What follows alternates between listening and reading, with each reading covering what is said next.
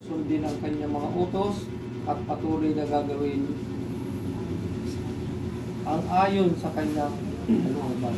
Sabi doon, kung papakinggan ninyo ang tinig ng Diyos ninyong si Yahweh, susundin ang kanyang mga utos at patuloy na gagawin ang ayon sa kanyang kalooban. Diba? Yun ang nais na kung susundin natin yung kanyang salita, kung natin yung kalooban ng Diyos. Diba? Hingin natin sa Panginoon kung ano yung kalooban ng Panginoon sa bawat isa. Kaya may mga, yung bawat isa sa atin may calling talaga.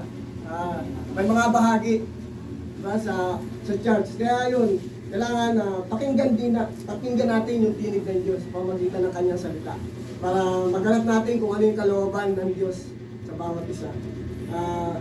Yun po, susundin natin kung ano yung pinag-uutos sa atin ng Panginoon, gaganapin din po natin ayon sa kanyang kalooban. Para tayo tumatag, tayo maging matalino tayo sa salita ng Panginoon. Kaya yun, sabi din po sa Joshua 22:5,